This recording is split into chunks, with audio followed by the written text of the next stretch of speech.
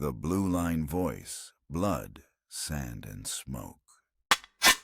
Maria Teresa, a United States Army sergeant, a war-decorated Iraq war veteran, and a woman whose story began long before the uniform.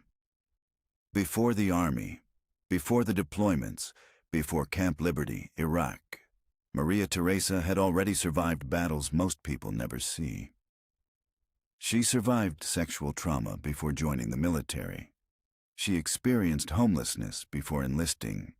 And still, she stood back up. For 7 years, Maria Teresa served in the United States Army. She rose to the rank of sergeant. She deployed twice to Camp Liberty, Iraq. And she carried the weight of war, trauma, faith, and survival into a life that refused to be defined by pain. Today, Maria Teresa is the author of Fading Age, The Dusk of Innocence. She is an advocate, a speaker, a survivor, and a deeply spiritual woman who credits God with helping her navigate PTSD, trauma, and the long road back. Her story is not just about what happened to her. It is about what she did after it happened. It is about resilience, faith, combat, recovery, and the strength it takes to keep moving when life gives you every reason to quit. This is Maria Teresa, Army veteran, author, advocate, survivor. And her story deserves to be heard.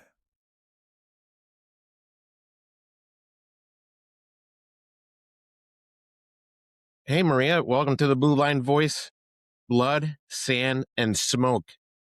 I've been looking forward to this conversation and having you on. And I want you to tell the audience a little bit about yourself, who you are, where did you grow up, and let's get started. Sounds good. Thank you for having me. I'm really honored to be here. I'm really excited. Well, to tell you a little bit about myself, I'm an Army combat veteran. I served 2 tours in Iraq, but originally I grew up in a little town 60 miles from the border called Marfa. A little bit about that town, it's actually quite famous. Marfa Mystery Lights, a lot of New York City artists have gone down there to do residency, and I'm a veteran, a college graduate, and now also a published author. So you said you're a published author. You wrote a book, Fading Age, The Dusk of Innocence. Yep, that's it. Can you tell the audience a little bit about that book, what it's about, what inspired you to write that book? Actually, it's an adaptation of the original. The original one was just Fading Age of Innocence, just like that. I wrote the original one when I was 16. I was a sophomore in high school, and it was inspired by a crush I had on a teacher. So I started writing originally when I was 13, but when I got to high school and I had that, I'm like, I'm pretty good at writing by now. So I think I'm going to take this idea and roll with it and see what happens. And a couple months later, Fading Age of Innocence was born, and it's about a teenage girl whose parents are both cops. One of them her mom gets killed in the line of duty in the sting operation gone wrong. And then her dad gets transferred from a small town to a big city, where I base it a little bit like me. She has a hard time adjusting. And then how she deals with challenges and obstacles where things aren't always what they seem. And this actually ends up biting her in the butt, for lack of better words. And it forces her to grow up quickly. But thankfully, with the support and love of her friend, of her dad and close friends, she's able to overcome that and finds her happily ever after in the end. That's an intriguing book. I actually can't wait to read it. And Okay. where can, and just so people know, where can they find that book? Where can It's they? on Amazon. It's on. It's on Amazon, ebook, paperback, and hardcover.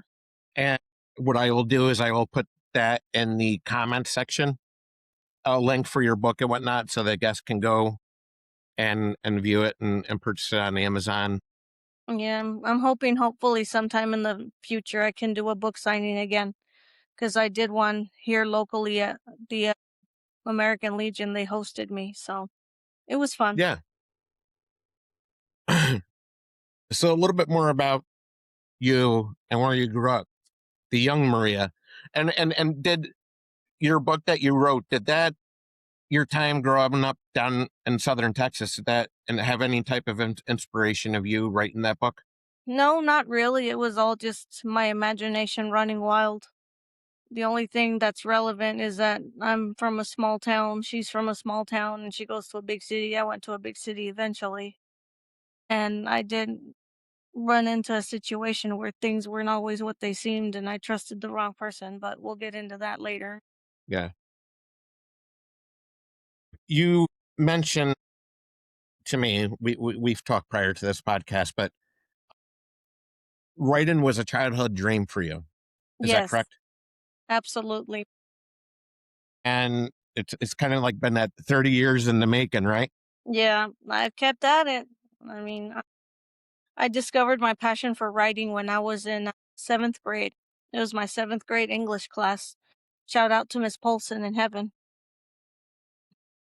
She gave us an assignment where we were supposed to write a short story, and this was supposed to be a compilation from all my classmates, and they were supposed to like put it like in a time capsule or something. I don't know if it ever happened, but later on to show future generations, hey, this is what the seventh grade class of whatever year it was, I don't even remember, wrote. And then from there, I'm like, I actually had fun writing it. So I'm like, well, let me see what else I can do. And from there, it went from that short story to poetry to just writing down random thoughts. And it wasn't until I was a sophomore in high school where I was inspired to write Fading Age. And what are the biggest things that you think that inspire you to write? Honestly, it's my frame of mind because sometimes, usually, I've noticed that with a lot of like well known authors and stuff, they're usually not in their best frame of minds. And that's what inspires them. The same thing for musicians and stuff. Like, what is it? The Eagles, Hotel California, case in point. Yeah. They got inspired when they weren't in the right frame of mind, I would like to think. Kind of like for me, but that's how it goes. Is that the truth about Hotel California? Not 100% sure, but I think I've heard something about it somewhere. Yeah. It's fitting because how would they come up with something as elaborate as that? Yeah. Yeah. And I hope they don't sue me or you, but We'll be all right. As long just as an we don't example. play the song. Right. But yeah, I'm inspired by everything around me, things that happen, things I see, people I encounter. A lot of my characters in my books after this one have actually been inspired by people I know, and even the male lead in Fading Age Hmm. is inspired by my teacher that I had a crush. That's funny. Growing up, was faith part of your life from the very beginning, or did it come about later in life? My faith is actually the foundation of my life from the time I was born, really. Because and I have videos on social media too, TikTok primarily, where I talk about that, where I had the presence of God with me before I even knew what faith was. And then from the time I was able to understand and I was able to learn to talk and walk, faith was always instilled in me. One of my earliest memories of it is I was like 3 or 4. My aunt would stand in front of her altar every morning. She was Catholic, so was I, and say her prayers and say her rosary. And then from there, it became like breathing, like natural instinct. I wake up in the morning, I say my prayers, I brush my teeth, I have my breakfast. Yeah. So that your faith is very grounded into you. Very. Yeah. And Yeah. that wouldn't be where I am today if it wasn't because of it. So this is going to integrate, your faith and the hard years before the army, and before you put on the uniform. You already had life experience, right? You'd Yeah. already experienced life, and when you look back at the young woman you were, um, what do you want the listeners to understand about you from that era? Well, my time before the military, I was already encountering the trifecta of things that can go wrong for a person. By the time I was 24, I had experienced sexual assault, domestic violence, and homelessness. So I want people to understand, at least about me, that I'm still here, I'm still strong, and I didn't let what happened define me in a negative way. Instead of instead of being the victim, I chose to be the victor and rise above those challenges. And it actually ended up helping me succeed in the army because by the time I got to basic training with everything I'd been through, the drill sergeants getting in my face and yelling at me were like kittens. Yeah, so and you're speaking publicly about this, And and I'm giving you, I want to give you that safe space to talk and and elaborate, a little bit more if you feel comfortable. That part of your life, whatever feels right to you, and you can go as far as you want or as little as you want. thank you. For that part of my life, if there's people, women, men out there suffering what I went through and you've been a victim, I just want them to know because I've been there that you don't have to be ashamed about what happened and it's not your fault. And the best thing you can do for yourself from the giddy up, from the moment it happens, is to speak up, to ask for help. Because honestly, when I went through my stuff, both times, another one later, but later, I turned to my faith primarily, first and foremost. And then my faith was what gave me the strength and fortitude I needed to ask for help because I know even though we've come a long way with society accepting victims of sexual assault and sexual trauma, we're still a long ways from where we should be. And a lot of times, point blank, honestly, the victim still gets blamed. And that's another thing I want people to understand that even though and I'm not trying to discourage anybody from speaking up. If anything, I would encourage them and encourage them. But also, I want to be truthful with them and for them to know that not everybody's going to be very accepting. You will get looked down on, you will get judged. And I think when you're in part of the healing process, you need to know that you can't take that personal. Although it's hard to do, especially when it comes to reporting things like that to the authorities. They pretty much already, at least with my case, it felt like they had already made up their mind about who the guilty one was and who wasn't. When I look back at my time in law enforcement, there's a lot of female victims that don't even go to the authorities. Would that be reasonable to say? Yeah, absolutely. In fact, statistics will show you that most of the time there's more cases that happen that don't get reported than those that do because of that. Because victims don't want to be re-victimized because they already have an understanding. It's a shameful thing that happened. You feel very vulnerable and dirty at the same time. And that's not something a lot of victims want to say, hey, here I am. This is what happened. It's something that, and then depending on the level of trauma and how it happened, can make it worse.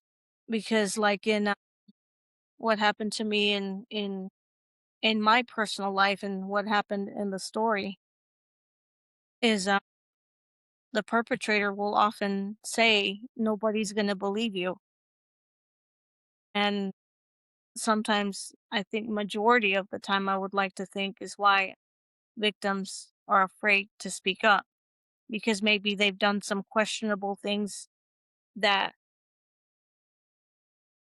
that'll how do I say it, that can make them look guilty like they caused it or it was their fault, like nowadays with the invention of the computer and OnlyFans and stuff like that, where people are allowed to be more risque, things like that. It'll be like, oh, well, if you were the victim, why were you wearing this? Why were you doing this? Why were you doing that?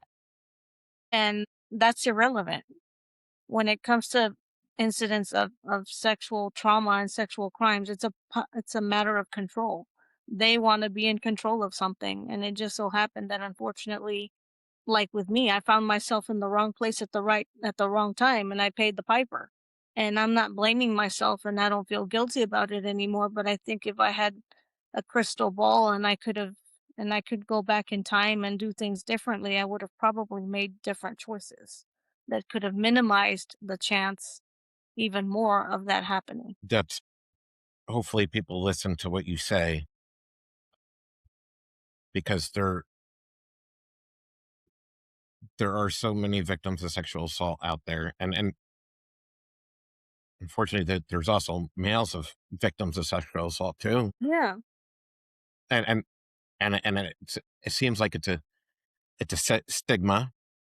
Nobody's going to listen to me, or I'm embarrassed, Yep. I'm and ashamed. I'm ashamed of myself. I feel dirty, whatever the case may be. But you know, if you don't say nothing, these people that take advantage and do these types of things They to win. their victims, they will continue, Exactly. and they're not going to stop, and they will get away with it until somebody says something. Exactly. So I appreciate you sharing that portion of your life with us. No I know it's problem. hard to talk about, but and this is really, you had some difficult times before joining the army, because there's a portion of your life during that time that you were homeless. Am I correct? Yes, I was. My son's father was in the Navy. When he got out, we moved in with his parents in California, and we'll just say we're from two different opposing religious beliefs, and it's Hmm. like mixing oil and water. It's not gonna happen no matter what. And I immediately found myself up against a brick wall and a friction because that's where the domestic violence came in. Normally, in the American side, and the way we're brought up here in the West, you treat your wife with respect, you honor her, and that other one, they don't. If anything, they view their women, their wives, a lot of as property, especially if they're not of the same cultural religious background. And that's kind of what why I fell into that, why I ended up homeless basically. Back when I met my You son's father, I was like, "Oh, I'm in love, doves and hearts and mhm. rainbows." And when reality set in, I'm like, "Whoa, this isn't exactly what I imagined it was gonna be." But I don't regret a bit of it because one, I got my son out of it. Praise be God. And the homelessness taught me that I can be independent. And I got the fortitude to make it on my own if I had to, which is what I had to do. It also taught me to be resourceful because I had to, for myself, look for those resources, seek them out, know what resources were available, and how to go about getting that help, which is what led me to join the military because I was homeless and the army was going to give me everything that I didn't have at the time. I didn't have a roof over my head. I didn't have a steady job. I was lucky I was in a shelter and I knew I was going to at least eat and have a warm bed to sleep in. But for a lot of people, it's not like that. And even though I was homeless, I consider myself very blessed because I know it could have been a whole lot worse and I could have been in a lot of danger, especially in California. That's another thing that goes underreported or not spoken about much because of embarrassment or guilt or whatever, is victims of domestic violence, right? Uh, And having to navigate that system. I know every state's a little bit different as far as what they have out there for resources, and Yeah. times have changed and things have come along greatly. Yeah. But there is help out there. It's just and and getting those resources and getting out of that situation that you're in is it, it's critical. It And is. you knew you had to make you knew in yourself you knew you had to make that move. Am I correct? Yep. Exactly. And another thing I want to let people out there know is when people think of domestic violence, they think of of physical abuse, punches and bruises and black eyes.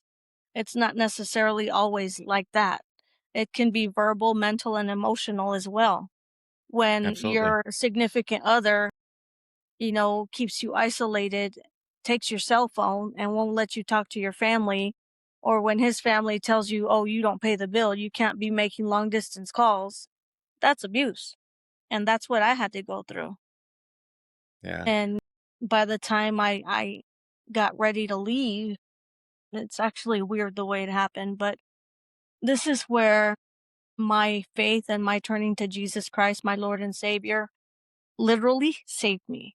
Because when I say God works in mysterious ways, this is a prime example.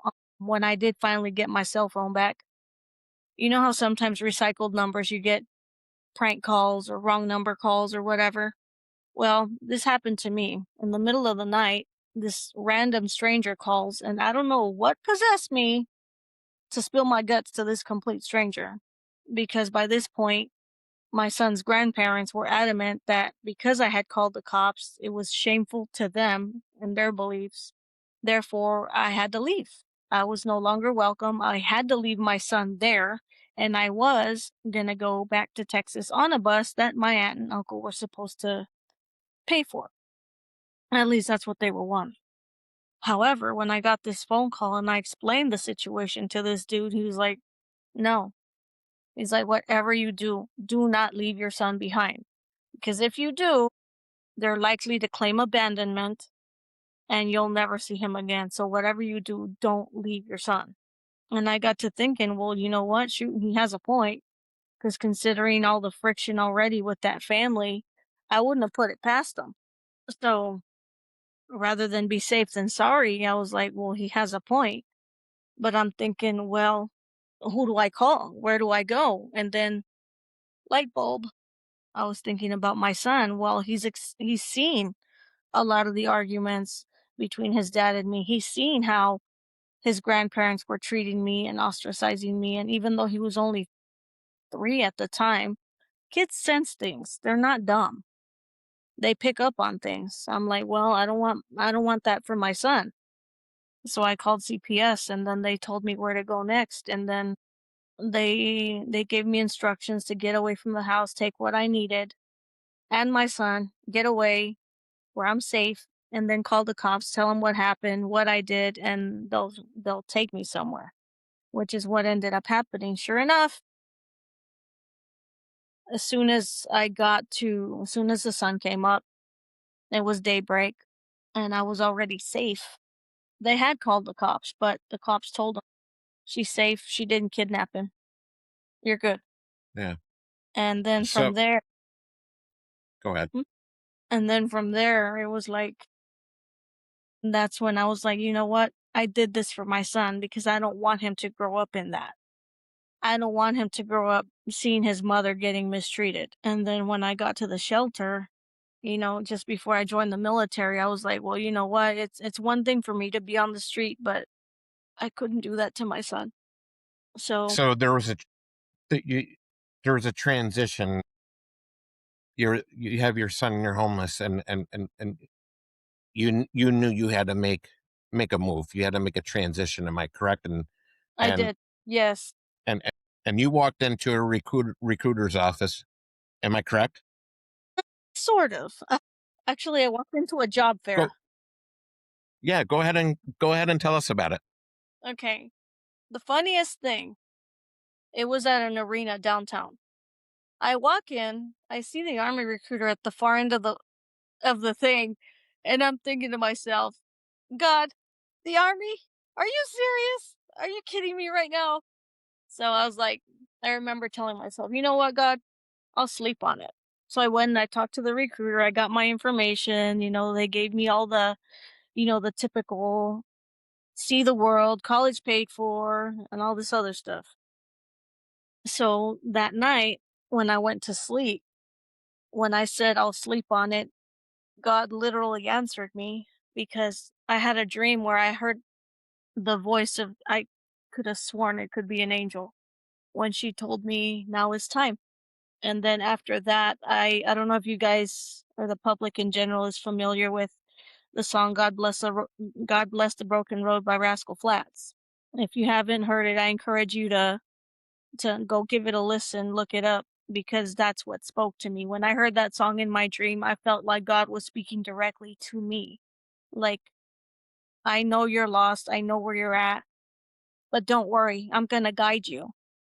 Like the theme of the song, and sure enough, as soon as I woke up the next morning, first thing I did, I went and I bought that CD with my little allowance I was allowed to have.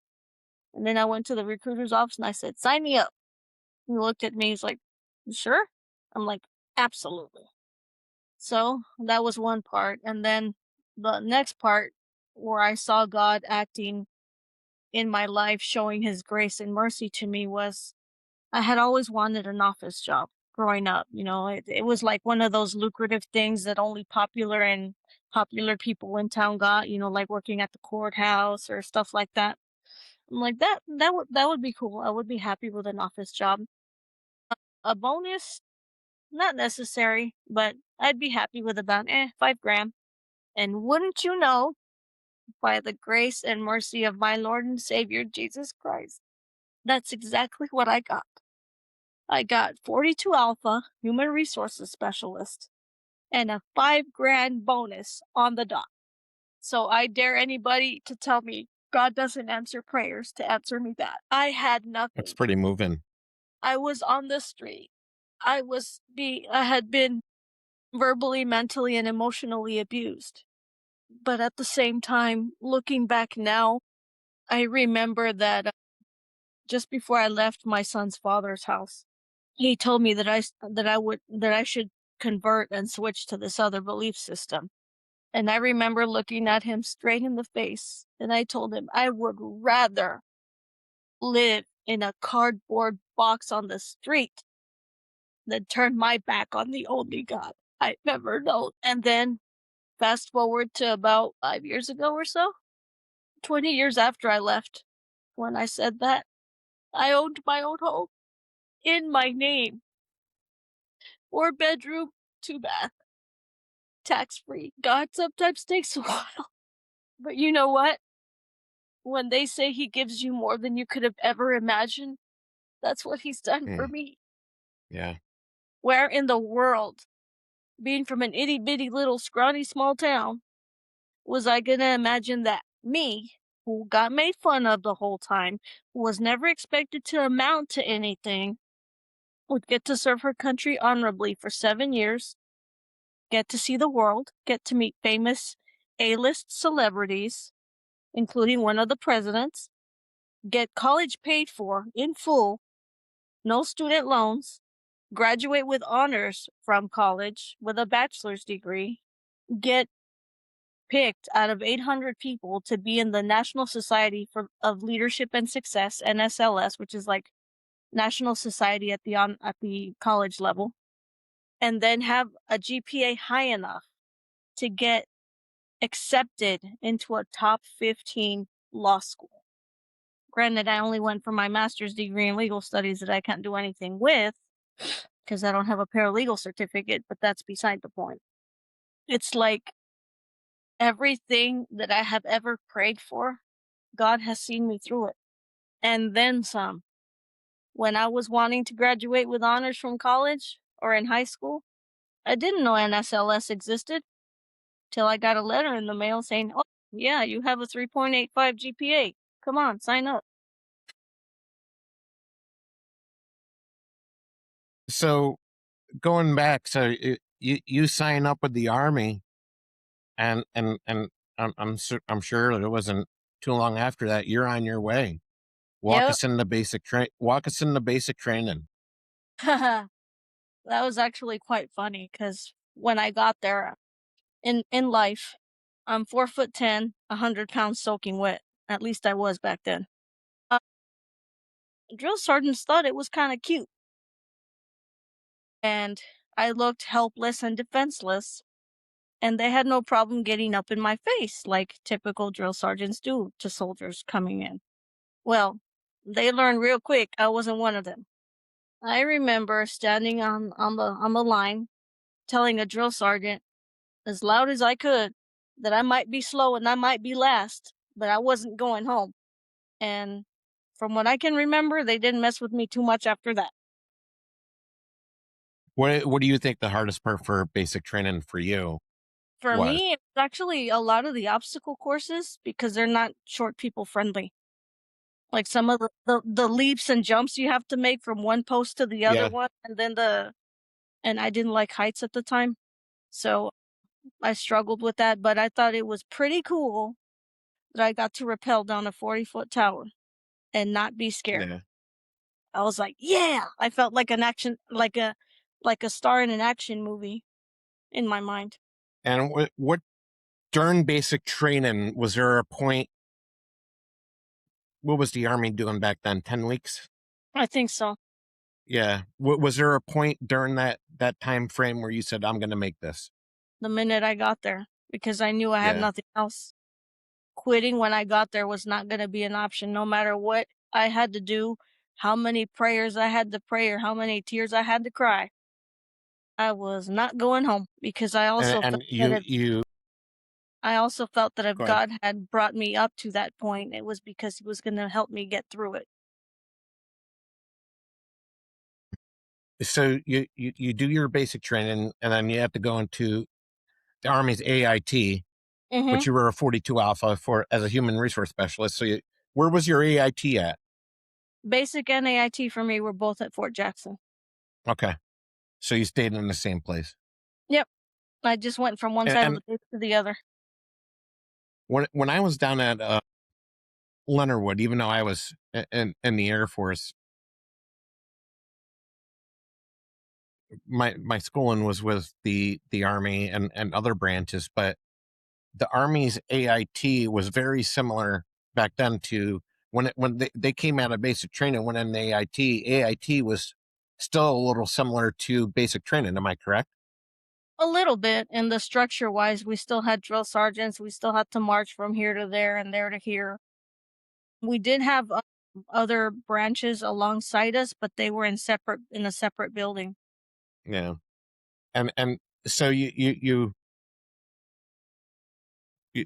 you're in doing your time in the Army, and I think everybody's goal in the military is to do better and improve on themselves, and doing that comes responsibilities and making rank. And you made the rank of sergeant I in the did, Army. I did. And what did that, when I know what it meant for me when I became an NCO, but what did it mean for you when you crossed that line? Wow. That I remember well, it was 3 years of hard work and studying my behind off, but Hmm. when the list came out and I saw that my name was on it, I remember hitting the ground on my knees, praising God, Hmm. because there were times, myself included, when making the rank of sergeant at the time felt like trying to get to the moon. But I told myself, "You know what? I got Jesus beside me. I I'm pretty good at memorizing stuff. I know the requirements and the customs and courtesies, all that stuff that you need to learn to get promoted." I was confident in that, and after that, it was just a matter of the points dropping for me to get picked up.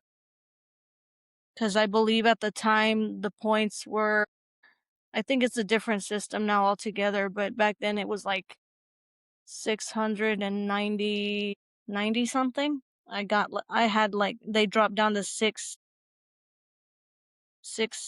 I think it was 630 something. but they dropped significantly to where I was time and grade, time and service on point to get picked up for sergeant. And so you become sergeant. Now you've transitioned from into a NCO position, and that comes with leadership. And people that don't know, NCO stands for non-commissioned officer in the enlisted ranks. So now you have responsibilities more so than you had prior. What kind of leader did you want to be for those who were under you? I wanted to be a leader that they could come to without fear. Hmm. I told I had, when I first became a sergeant, I think I had two, maybe three soldiers in their initial counseling. I told them, I'm going to be firm, I'm going to be fair, but I'll never lie to you. And I'll never ask you to do anything I wouldn't be willing to do myself. Hmm. At the same time, based on things I had been through and experienced in the military, which in and of itself is going to be a whole nother separate set of books that I'll talk about at that time. It also showed me what kind of a leader I didn't want to be. And I knew that I didn't want to be a leader that would belittle or look down on their soldiers or try to or set them up for failure instead of success. I didn't want to be that kind of leader. I wanted to lead from the front with integrity and following the rules and regulations set forth by the Army to the T. That's awesome. And so you're type. You and me are actually both the same age. So during our time in the military, we had two wars running simultaneously. We had Iraq, we had Afghanistan, and you deployed to Iraq, and you went twice. Am I correct? Yep, I went twice, and I don't know if it was the grace of God again or something, but I was blessed to be able to go to the same base twice. I was at Camp Liberty. It doesn't exist anymore, but I both times I deployed, I was at Camp Liberty. Camp Liberty, I believe, is that just south of Baghdad? It's right on the outskirts. It's it's connected to BIOP, Baghdad International Hmm. Airport. That's where we landed into, and then the base was like not even 10 minutes away. Okay, okay. And what do you? And this is a spot where I want you to feel comfortable. But what did you? What do you remember of Camp Liberty? And both times, I mean, the look, what the The, I know for me, like the the smells, the sounds, and whatnot. What was that experience like for you? it was kind of weird at first. It literally, because it is a third world country, it felt like going into a third world country. It was very dusty, very hot, and it smelled like sewer everywhere. And there were concrete blast walls everywhere because back then, it was the beginning of Operation Enduring Freedom, Operation Iraqi Freedom, and they didn't like us a whole lot over there at the time. So they would do their darndest to try to get rid of us, and that's why we were surrounded by blast walls. It was like you go anywhere, everything is a blast wall around it. But as for my Do you compare? experiences, oh, go ahead. No, I had to keep going. I'm sorry. No, There was you're a fine. lag. That's all right. Keep going. As for my experiences, I had both good and bad. The bad experience that I had was, of course, the threat of incoming fire. A couple of Mm. times I got really close. One time I remember I was heading to the post office because my first tour I was postal clerk. So I hear what sounds like the sound of a jet, like, and I'm like, oh crap, that doesn't sound good. So I had like a split second to scan my surroundings, and the closest thing that I saw next to a blast wall was a pallet of water bottles. I'm like, okay, great. If this thing blows off, I'm gonna be dead and wet. But as soon as I crouched down and I remember closing my eyes tight, saying, God, please don't let me die. God, please don't let me die. Then I opened my eyes I look out the corner of my eye and I see the shadow of a rocket fly directly over the top of my head. And then I remember the ground shaking and terrible, and it shook and when it exploded. And then I'm thinking, okay, cool, I'm good. It's only one. I keep going, and then all of a sudden, boom, another one, and this one's even harder. I was actually like less than a football field away in front of it. When it hit, Yeah. it went through a. I was fortunate that there was a concrete blast wall between me and it because it got. When I was near to death, that was about as close as I've been. I think that I can relate to what your stories or what you're saying. It's like experience them, and the when you're on a base, you have to deal with the during that time and in the theater of war, what you have to deal with is it's the unknown, right?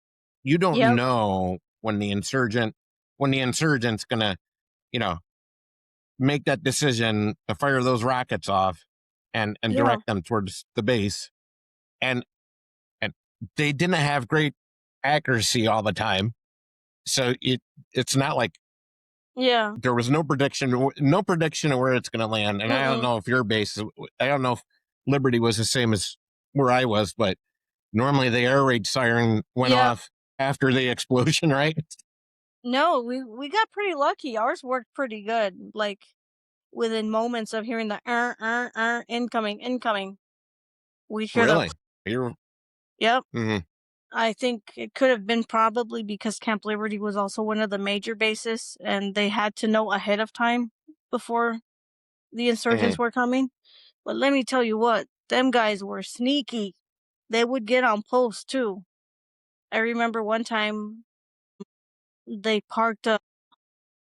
It looked weird. Like I was working at the post office, and then all of a sudden one day, a car that doesn't belong there, packed with stuff, appears. I'm like, that doesn't look right. And then I think, I think it was a little bit later after that when we had another incident. It was around, I think it was the day after 4th of July when a round struck near our dining facility. And there was a lot of commotion because they had seen some of the locals filming. So, another thing that I experienced, this was my second tour, and I'm sure here in the States, almost everybody heard about it when they had the shooting at the combat stress clinic. Uh, One of those killed was my therapist.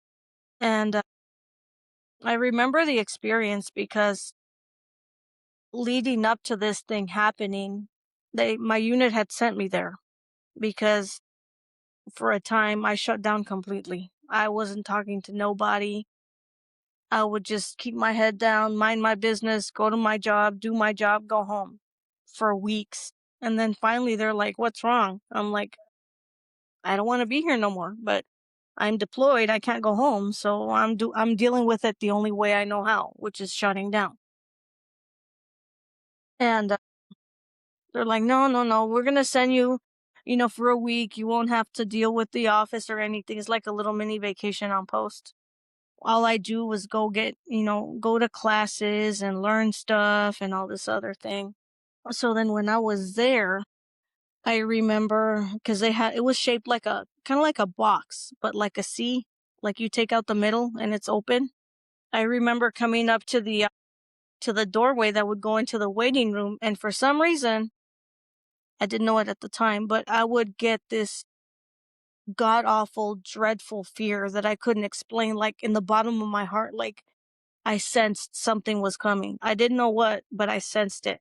So I would look in there and then I would like in my mind's eye, I was like, no, no, this can't be, no. And then I'd run across it real quick, thinking, oh no, they're gonna get me. So I would run across, and then every time I would come by there, like in front of it, every time I would cross in front of it, I'm like, oh Lord, I don't know what's coming. I don't know what's gonna happen. So then a few weeks later, no, I think it was a few days, actually about a week later, it happened. And I remember the day before, I was walking by the building and I got that god awful feeling again. Like something bad's gonna happen. Like I was like, and I remember, praying to God, because over there, God's all you got. You need God over there more than you need your battle buddies, because over there, when you're praying, you're not praying just to make it to the next day. You're praying to be able to make it home in one piece. And those are 9-month deployments. So it's like you're praying for the jackpot of jackpots. Yeah. So I was walking by and then I got this feeling, and I remember stopping and praying. I was like, Lord, if it would be your will, whatever's going to happen, don't let me be there when it does. And please protect all the intake workers, all the people that I had gotten close to, because I was there for 5 days straight. I got to know them. And then after the dust settled and, reports come out and stuff, they're like, yeah, this dude, he went in there. And the way the news described it, he was aiming at people. Well, when I got to talking to the intake workers after the funeral, they told me, they're like, you know what, Maria, the weirdest thing just happened. I'm like, what's that? They're like, when he was aiming in our direction, it looked like he didn't see us. We were right there. We saw him like eye to eye, and he didn't see them. Mm. And I was like, Wow. oh my gosh. I was like, thank you, So God.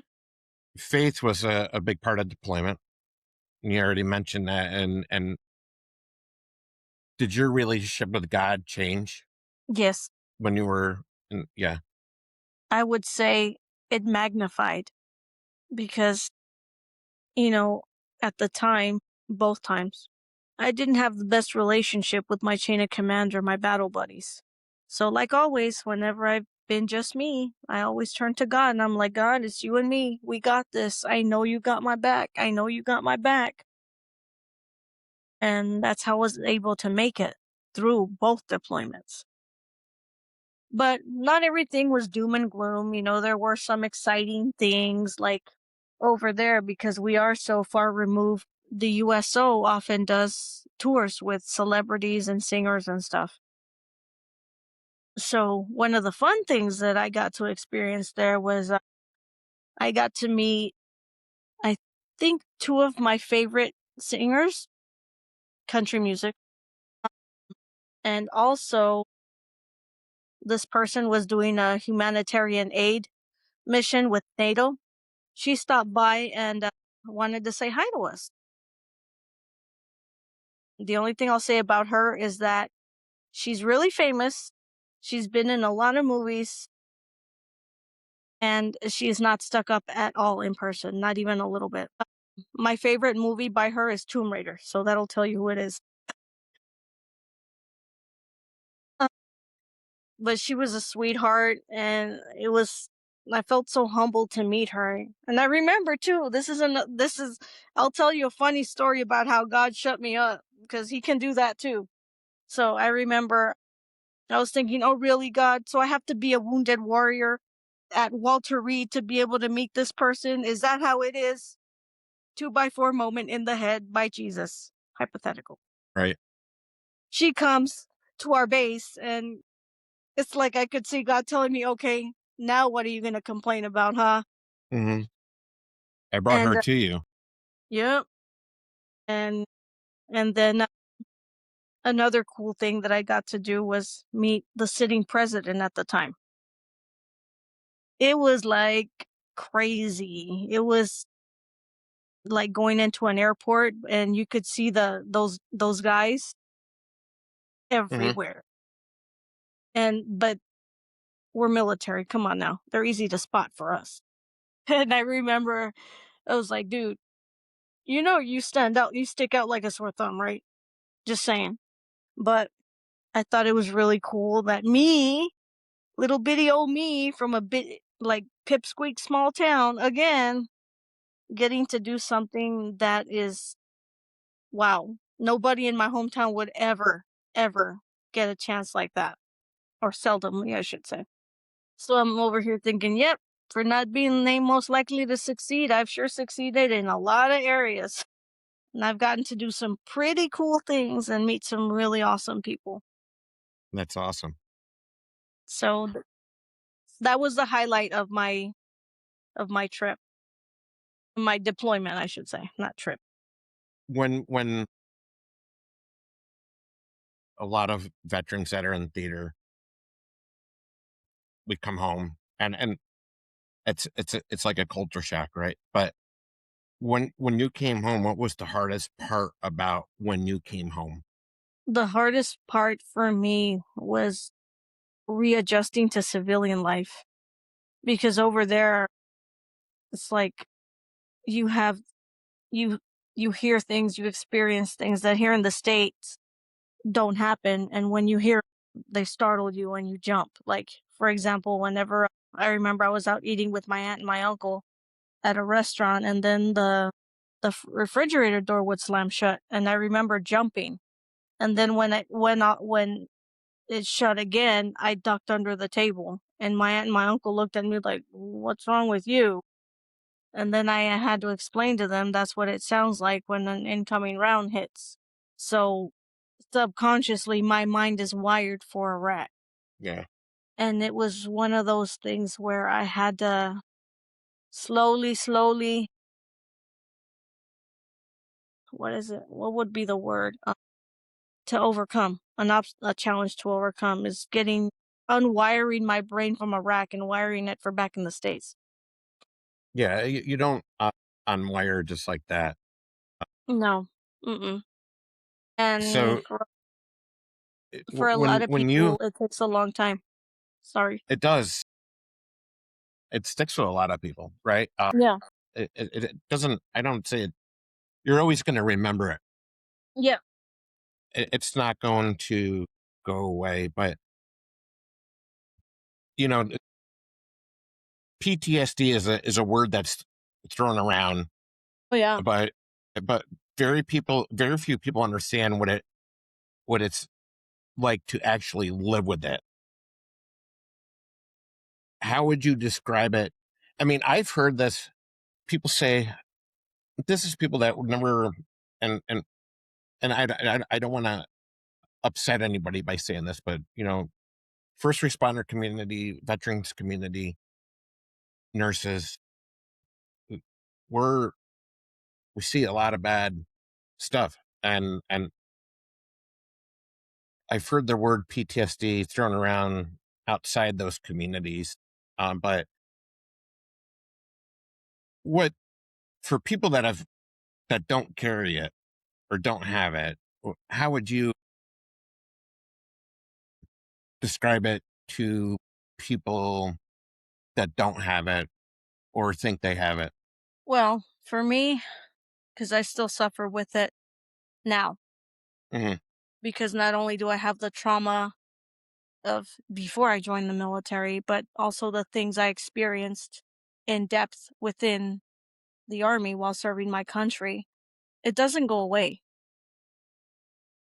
For those who think, oh, it's not like turning off a switch.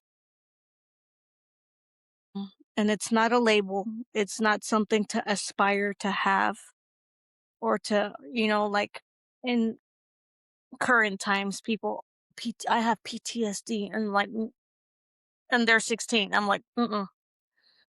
I'm like, Hmm. you don't know what real PTSD is. PTSD is waking up in the middle of the night for no reason. It's seeing something or smelling something that reminds you of that traumatic event and you flip out. Like sometimes for me, I have to have like a fidget spinner or something, or I start tapping on my chest and I have to talk myself down out of it to bring myself to reality that, hey, no, snap out of it. That's not happening anymore. You're cool. You're safe. And it's something that PTSD is also something that can strike at any moment. It's like a panic attack. I can be in the middle of traffic or sitting here talking to you. It's hard to predict when I'm going to have a panic attack related to PTSD. So it's not something that I'm proud that I have. It's not something that should be glorified because it also comes with the price of serving our country, because sometimes that's a scar that we have to carry for the rest of our lives. Yeah. And for you, right? So you had trauma prior to the service and then during the service. Yep. And how do you, is there any separation in that whatsoever? Not really. I would say it's just an exacerbation of the former. It's the same kind of trauma, but in a different way, based on the circumstances and the nature of the beast, so to speak. The same traumas that happen on the outside happen on the inside. And Yeah. it's just the military is its own separate community, but the same rules apply. I mean, the same thing. It's just, and that's something also that I plan to disclose in more detail at a later time. But for those that think, oh no, it's no big deal, you just serve your country, no. Some of us have scars outside of combat that affect us for the rest of our lives. Hmm. And, when you have leadership that doesn't care, it's different than having a boss in the civilian side. In the military, it's different because they take on more of a role model kind of a role, not just you clock in at 8, leave at 5, that's the end of it. No. And when you have people like that turn on you or that don't have your back like they should, it makes the trauma that was already there magnified because you're not only having to deal with the before, you're having to deal with the right now. And when you're in the right now in the military, you have very little options because you're governed by the Uniform Code of Military Justice. You can't just say, screw this, I quit. It doesn't work that way. You still have to finish out your contract in spite of who your leadership might be, in spite of what you might be going through, in spite of whatever trauma you're experiencing. It's like you're the military 24/7. And it's a very tightrope, I should say, to navigate. It is. It is. Does, let me ask you a question. Does reading the Bible help you? Most definitely. In Does it help fact, you with those, from those moments throughout life? Do you find certain scripture readings and whatnot that relate to your situations? absolutely. In fact, one of my favorite scriptures that I also have tattooed on my back is Jeremiah 29:11. For those that aren't familiar with it, it says, "For I know the plans I have for you, declares the Lord, plans to prosper you and not to harm you, to give you hope in a future." And for me, that was what I lived by because I I had to remind myself constantly that yes, I know I have God with me, but in spite of everything I'm going through, I know there's going to be something good that comes out of it. And I told myself something good is going to come out of it because one day I'm going to share my story. It's going to reach the right person and it's going to help them not to feel like I felt Mm, back when I was going through both of my traumas in and out. God was all I had, in the army, in Iraq, in combat, before, after, now. He's my best friend. And I know that I can turn to him and I know that he didn't bring me this far for it to just end. That's it. You know, there's gonna be more, I feel, that is gonna that's gonna turn into positive. Even another scripture is trust in me with all your heart and soul and lean not upon your own understanding and I will direct your path. That's another script. I don't remember the title of it, but that's another one that has helped me. And, and another one, cast your cares on the Lord, and I will give you all these things. Like whatever you pray for, trust in God. Like sometimes it's hard because we want to see it here, we want to see it now. It's like, I want water, here it is. When it comes to prayer and God answering, it doesn't always work that way. mm, And sometimes when it comes to God, it's not necessarily that he's saying, no, I'm not going to answer your prayer. But for me, it was more like, it's not time yet. You're not at the right point in your life where you can handle having X, Y, and Z. And I'll give you a perfect example too. When I met my happily ever after, my husband, if I would have met him 10, 20 years ago, 10, yeah, 10, 20 years ago, I wasn't in the right frame of mind. I had a different agenda, and I feel if God would have blessed me with this amazing man that's my best friend, my battle buddy, and my husband, back then, I would have ruined it. But now, after everything I've been through, and I've seen the good, the bad, and the ugly, it helps me to appreciate and value the treasure I have. And God's not going to give us something harmful or anything unless it's going to bring out the best in us or make us better. Now, on that note, we also have free will. So we have the choice of taking those experiences and letting it make us bitter, like, this is all God's fault. God doesn't exist. Yeah, right. He's not answering my prayers. Or we can say, you know what? It sucks that I'm going through this. It's very painful, but you know what? I'm going to trust in the Lord my God no matter what.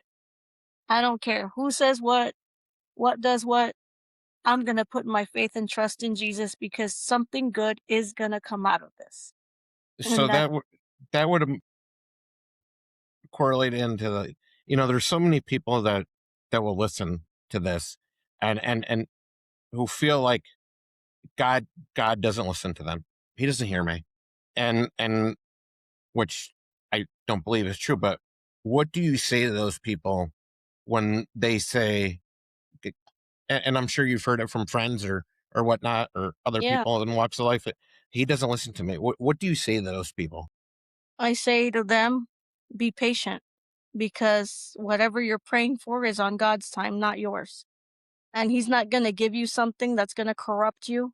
And he's not going to put you in a position that you're not going to recover from. And, you know, trust in God with all your heart and soul and lean not upon your own understanding, and he will direct your path. That's what you have to do. Lead by faith and not by sight. Don't trust what you can see, I would tell them. Trust what the Bible says, because it was written, by prophets and stuff, but also by God. He condoned it. He ordained it. So if you're going to believe anything anybody says, start with that book. Has God ever felt silent to you? Yes. And Because I'm a what did person you that do? I'm the type of person that when I ask for I pray a prayer, it's like I'm expecting instant gratification. And when God doesn't give me what I want when I want it, I see it as God being silent. But one thing I've always come to realize is the teacher's always silent during the test. So every obstacle that I've encountered, I've seen it as a test. Do I have what it takes or do I not have what it takes to pass this test? Like when you make it through basic training. Like, are you physically fit enough to make it or are you just going to give up? That's the same thing with prayer. It's something that you got to be consistent with and you got to practice and rehearse. Because the more you rehearse your prayer, the more you seek out a relationship with God, the more you're going to develop one. And we all have free will, I choose to follow God, other people choose to follow other things. I'm not telling them what to do, I'm telling them what's worked for me, and I encourage them to at least give it a try. Like I tell my customers where I work now, what have you got to lose? Just try it. I mean, you're already down in the dumps at the bottom. The only place you can go now is up. Right? Give it a Exactly. try. I mean, you got nothing to lose. If you've already lost everything else, just put your trust in something that you know is going to produce a dividend. Granted, it might take a while. It might not happen on your terms or in the way you want, but it's going to happen because the reason I'm telling my story is because I've lived it. When Yeah. I was born, I was premature. I had fluid in my brain. I weighed 2 pounds.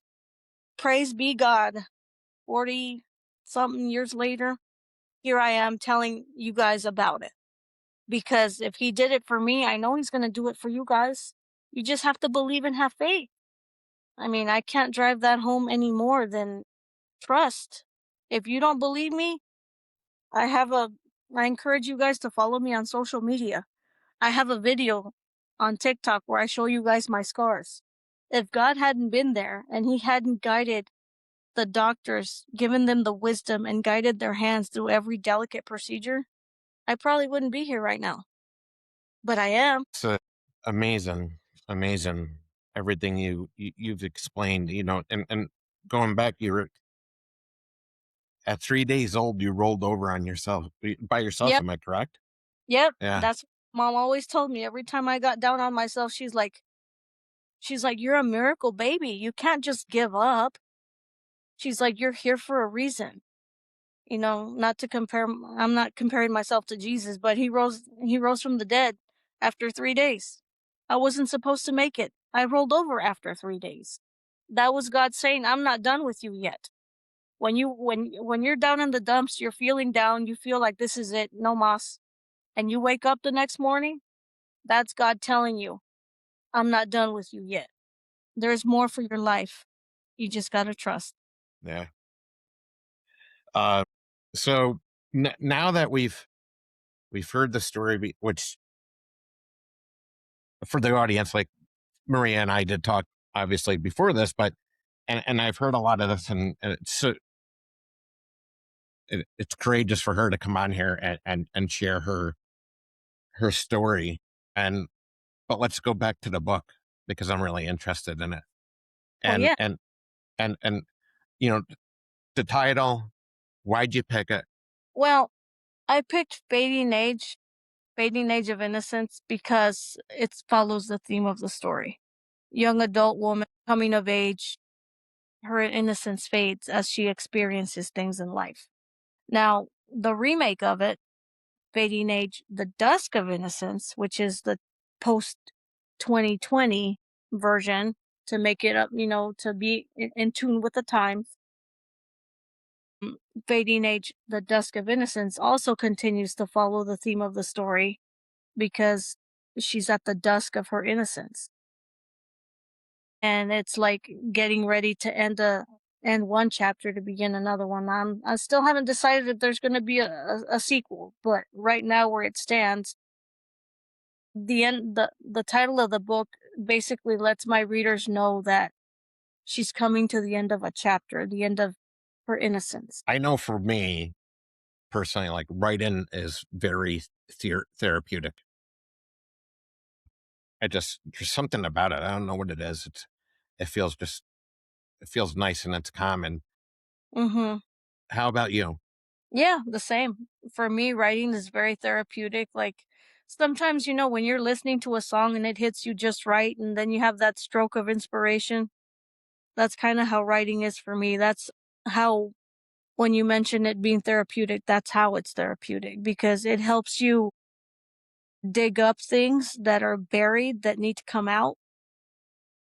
And sometimes certain things just trigger it. Sometimes, like listening to that one song, or you're sitting somewhere and then you look up at the clouds and an idea strikes, and then that leads you down a rabbit hole. And that's kind of how writing is for me. And I never know where my writing's going to lead, because it starts with an idea that I write down. Sometimes it becomes nothing. Sometimes it turns into Fading Age Dusk of Innocence. When when you were writing the book, were there any chapters that that kind of like broke you, like But that hit abs- you? Most definitely. There's a couple of scenes in Fading Age where my character is experiencing her trauma, very similar to what I went through. And as I was writing it, I was literally in tears, and it got to the point where I literally had to take a break from my computer mid sentence and walk away, because it affected that much. It brought back so vivid of a memory that I needed to get away and go process it before coming back. So not only did you have chapters that broke you, but did you have any chapters that healed you? Yes. Yes, I think one of the chapters that healed me was towards the end of the book, where she finds her happily ever after, and it serves to give my readers hope that, look, you're going through some god awful stuff, but they say all good things, never last, neither do the bad ones. And sometimes it's just one of those things where it's like a cold. You need to let it run its course. And after it runs its course, you feel better. Same thing with trauma, same thing with a panic attack, same thing with my book, with writing my book. It's it's comforting to know that there was a happy ending at the end. When a person reads your book, what do you hope they take from it? What I want my readers to take from my book is not necessarily so much a life lesson, but with the way the book is written, I want them to feel everything my character feels. I want them to feel the butterflies in their stomach when she finds her first love. And I want them to feel the anguish and the angst of a father who feels like a failure because he feels he didn't do enough to protect his daughter. And I want them to celebrate with her when she graduates, because she's in high school. She's going to graduate, not giving away anything secret, but I want them to feel that roller coaster of emotions, and I want them to see what my character sees. And how I like to describe my writing, it's going to sound corny, but it's like the adult version of playing with Barbies. I create my characters and dress them up and make them do whatever. It's kind of like the same version, only on paper. Do you so since this book, do you have any? I I think I already know the answer to this question, but do do you have another book in mind? Any other write-ins? Yes, I have several books planned. There's some that are already finished. I'm looking at publishing my next book, which is going to be called The Righteous Warrior. It's about an ex-Army intelligence analyst hired by the Pentagon to be a spy, to watch for possible sleeper cells online. And Mm. then she falls in love with the enemy, and then that unleashes a scandal that the powers that be try to squash by any means necessary. And Righteous Warrior is one of those things where it gives you different perspectives of what makes a righteous warrior. And after that, I have another one planned called, I forgot the name of it, but it's about a young starlet who comes from nothing and finds out about fame and fortune and then crashes and burns. Because at least me personally, I've always wondered what would make somebody rise to that level of fame and stardom and then crash and burn. So I basically wrote a fiction story about my take on it, on how I would see it. And after that, I don't know how far into the future, but I have a series of books called The Shifting Sands that are based on my military service from my first deployment on to the end of the road, which is when I got out. And it goes into detail about stuff I alluded to here, but I didn't openly discuss. But all of that will be in those books. Exactly as you read Fading Age, Dusk of Innocence, imagine that, but me telling. That's awesome. Thank Really, you. really, really, really awesome. So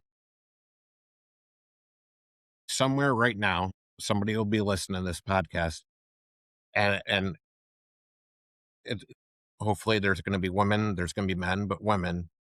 They've survived something, but they've never told anyone. What would be your message to them? Because My we already talked about this. We already talked about this earlier. Whereas there's so many, there's so many women who keep it inside and don't come forward. What is your message to those people? First, my question would be is what's holding you back? If you're hurting, don't you want to feel better? The first step in acknowledging that there's a problem is to acknowledge that there's a problem. If something happened, regardless of what it is, I encourage them to find somebody they know and trust and tell them, open up, whether it be a preacher, a parent, a friend, heck, they can even reach out to me on social media. I'll listen. Mhm. And I mean that wholeheartedly because I've been there. And like I said, I don't want you guys to feel like I felt. And if there's anything that I can do, provide a listening ear, or maybe even direct you to resources, I'm more than willing and happy to do it for you because I don't want you guys to go through what I went through or feel like I felt. For any veteran who, and you know, so we're post-war, obviously, Mm-hmm. but there's still a lot of trauma hanging on to veterans. I think you know that, Oh yeah. being in the veteran community, I know that. Mm-hmm. What do you say to our brothers and sisters that are still in uniform or wore the uniform? Uh, what would you say to them that are still hanging on to this trauma? I would tell them to not lose hope. Don't lose hope because there is somebody out there somewhere who's gonna care enough to help you the way you need it. I mean, I I can speak for myself that even though it it's a gray area, but I do have a support system, but situations for each person is different. And I don't know what's going on in each individual person's life, but I would definitely tell them to ask for help, not be afraid to ask for help, but to ask for help because if they don't, all that trauma is just going to build up, build up, build up, and it's going to eat you alive. And it's either going to push you to have three things: the ground, the bottle, or drugs, which is what I So have only seen. would you Not worth encourage people to pick up the Bible and start reading most scripture? most definitely. The Bible, even if you don't know where to start, just pick it up and open it. And you'd be surprised if you come to Jesus. What I did is I came to Jesus with an open heart and I said, Lord, guide me, show me what you want me to know. Lo and behold, that Bible turns to exactly the right scripture that I was needing at the time. Like when I was doubting that I don't know if if my life is meant for anything more. Like if I'm ever gonna do anything more than this with my life. And one of the times I was reading the Bible, Acts 26:17, I believe it is. For I will bring you out from your own people so you can show them. Actually, you know what? Let me look it up right quick. Because it's gonna eat me alive if it says, and the Lord said, I am Jesus whom you are persecuting, but rise and stand upon your feet, for I have appeared to you for this purpose, to appoint you as a servant, and as a witness to the things which you have seen me, and to those in which I will appear to you, delivering you from your people and from the Gentiles to whom I am sending you, to open their eyes, so that they may turn from darkness to light, and from the power of Satan to God, that they may receive forgiveness of sins and a place among those who are sanctified in faith by me. And this comes from Bible Gateway. So to me, that stood out because even though my path isn't clear, when I said, like, I feel like after I rolled over 3 days after I was born, that was why. Because I've always felt this calling in my heart to share my message, to share my testimony, and all I can do is share it. Everyone, and it's up to each individual person whether or not they want to take me up on that. But if there's anything I can encourage people to help them in their healing journey is to get to know Jesus. If you don't know Jesus, your Lord and Savior Jesus Christ, look at where I am now. Listen. I encourage you, as a matter of fact, to go back and listen to this podcast again. Listen to everything that I went through and listen to my voice now. And mark Hmm. my words, Jesus will help you because I've seen him help me. And Jesus doesn't turn away his children. If there's So anything that that they can take from listening to this podcast, is that don't look at me and what I've been through. I hope that you can see him through what I've been through because he's the reason I'm here right now sharing my testimony with you. And I also want to tell So them what. Go ahead. what does Hebrews 11:1 say to you? Hebrews Or what does that 11. say to others?